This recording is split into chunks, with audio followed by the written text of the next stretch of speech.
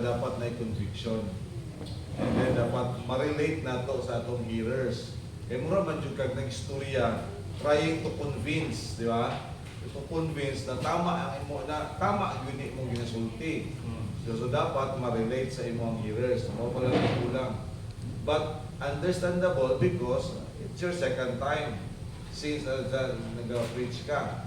So okay lang. You're at least you are learning. And then ang imong voice okay.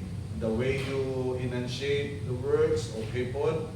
Ang buwan lang, gestures, you need to improve your gestures.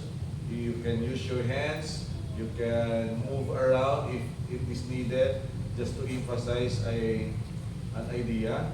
And then, avoid your distraction. Basig ikaw, may distraction sa listener. So, isa ng bantayan. So, avoid mannerism. And then, second, dito sa imong content, kulangan kay tungod ang imuhang napag naghimo kag title. O sa imong political idea. What is the God warns us that fights and quarrels come from their fleshly desires and worldly. Okay, so unsa may dapat nimong subject about quarrels and fights. Ang imong interest race nag-focus sa complement, Fleshly desires. Pero dili po ito maotong fleshly desire. Kay di mo I don't know kung hinungdan man na sa ilang panahon wala magoy pornography. So dili to siya similar specific. Ang fleshly desire dito envious man, selfishness. Mao man to diba sa lust. Dili man to a lust of the flesh. Could be selfish desire to gusto niya maangkon ang wala siya. So ang imong interest race dili siya mo connect o di mo haom. And then ang imong point naa ka dito sa submit. Kasi yung point naingon ka na lang kay one point a solusyon na siya. Pero ang imong point kay ang problem din na is na ay quarrels and division. So dapat i-explain nimo unsa ang asa gikan, di ba mo yung political asa gikan ang fights and quarrels. Ingon dito sa political from selfish ambition. So asa dapat ang imong outright engage asa di ay gikan ang fights and quarrels. Ang imong point dapat gikan sa fleshly desires. So imo tong i-explain tong verse. Di ba? Verse appeal po tong enmity sa Ginoo ang friend of the world, di ba? So appeal to siya. So unsaon nato katong point na imong gimo, unsaon nato ni kani para masulbad? Solution. Ang solution is to submit. Humble yourself to the Lord.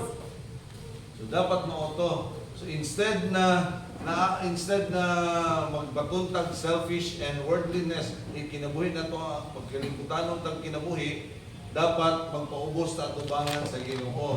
Uduol ta sa Ginoo, mangayot nagtabang niya, mo ta tubuan. So nakulangan lang imo na pero very kuan. So di ba yung nako dapat ang atuang pag-organize sa atuang outline, maupod ang pag-organize sa passage. So siya unang gisulti ni James. Di ba? Kanya James where's asa gikan ang fights and quarrels. Yang gitubag di ba gikan sa inyong lust or desire, pleasures. Inya ikaduha gikan sa inyong amigo mo mugod sa kalibutan. Sumo na ito karason. Dapat yung point. O mo na yung point.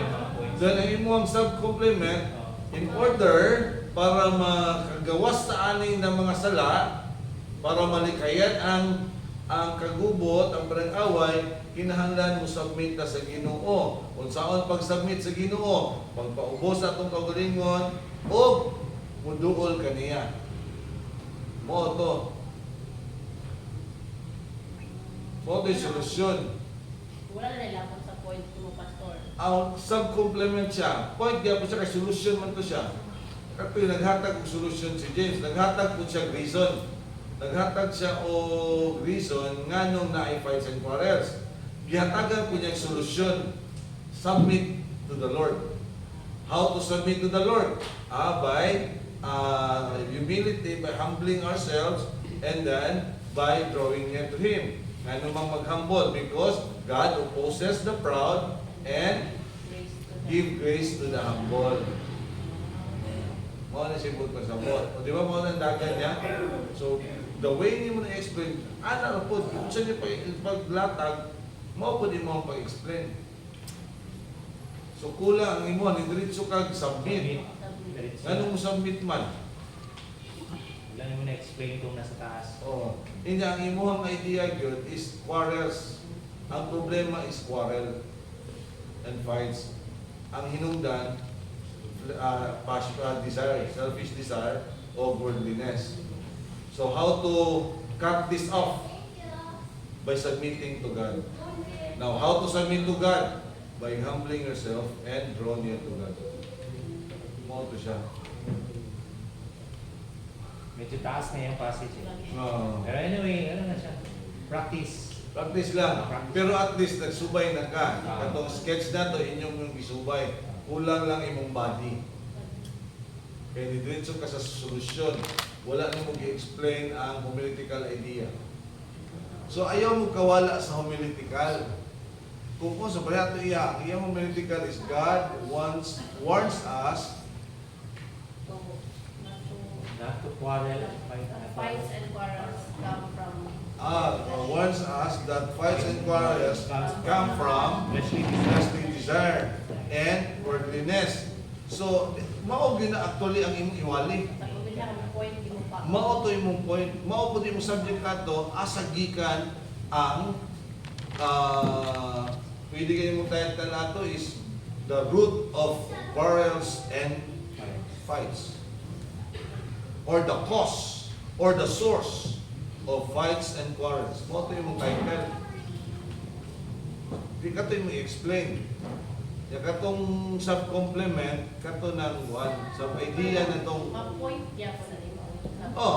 ma-point niya po nimo. Na sub-idea na siya. But God gave us the solution. We need to submit to Him. Mao to siya. Okay, palakpak!